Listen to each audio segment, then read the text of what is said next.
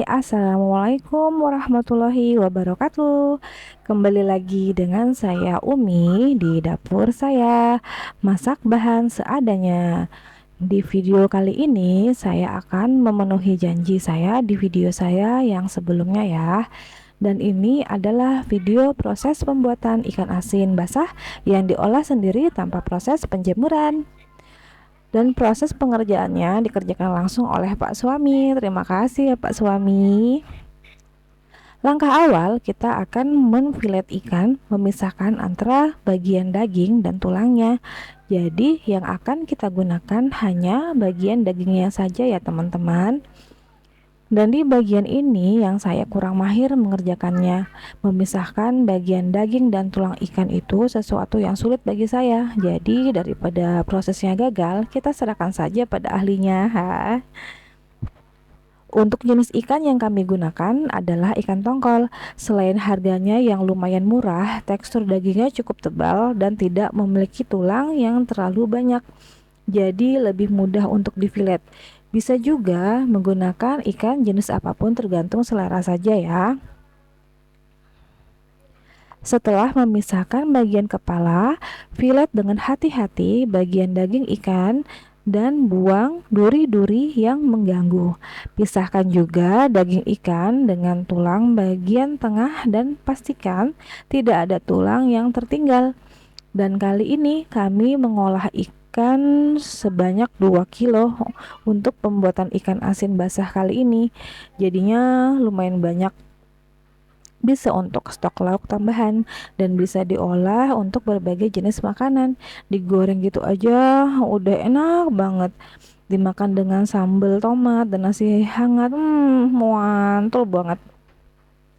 Apalagi dibuat olahan seperti sayur santan ikan asin, dibuat rica-rica, atau ikan asin asam manis seperti di video saya yang sebelumnya. Jangan lupa ditonton ya teman-teman. Sebenarnya ada pengalaman kurang enak nih soal perkara ikan asin. Sempat beberapa kali membeli ikan asin, tapi nyatanya hasilnya tidak sesuai dengan harapan. Mulai dari ikan yang berbau aneh, sampai pernah sudah diolah menjadi masakan berakhir di pembuangan sampah.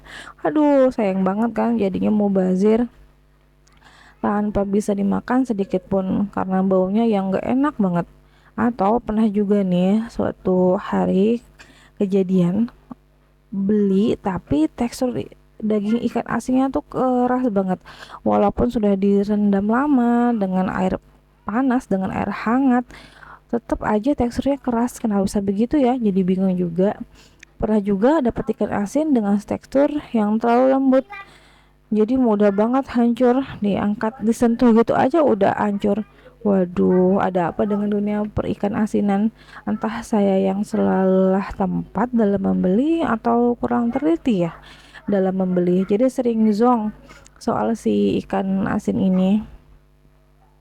Nah, berdasarkan beberapa pengalaman inilah, jadi Pak Suami tercetus ide untuk membuat sendiri ikan asin yang mudah, simpel, dan tanpa proses pengeringan. Setelah bolak-balik mencari info, jadilah cara seperti ini untuk pembuatan ikan asin basah. Panjang banget ya ceritanya. Yang dengar semoga bersabar.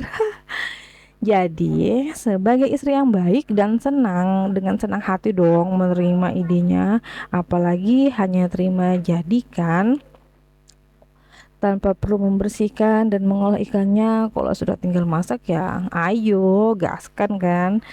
Kita mah iya aja kalau tinggal masak. Hehe. Tapi kalau ikut membersihkan proses ikannya ya gimana ya?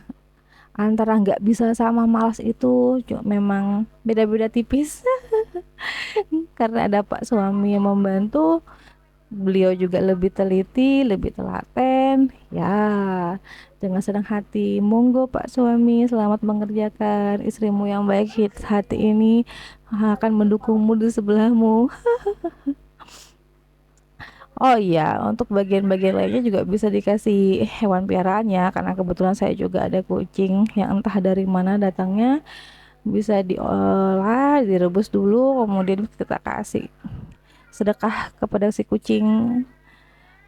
Lumayan kan jadinya banyak. Oke, langkah selanjutnya kita siapkan tempat, kita siapkan garam, kita siapkan wadah di mangkok, dan ikannya ini sudah kita cuci bersih ya sebelumnya teman-teman. Kita siapkan garam, tergantung berapa jumlah ikan yang akan kita buat menjadi ikan asin.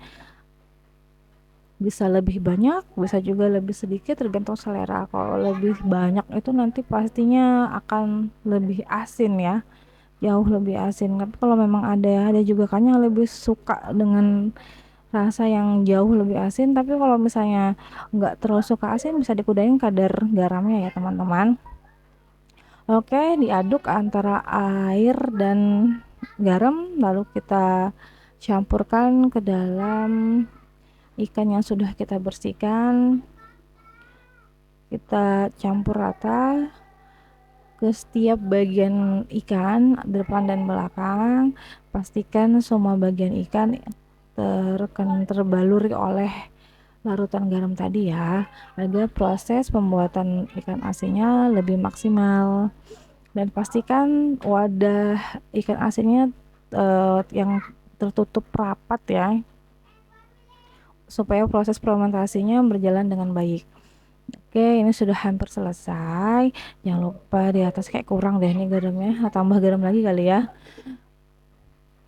Diaduk kembali, campur di atasnya,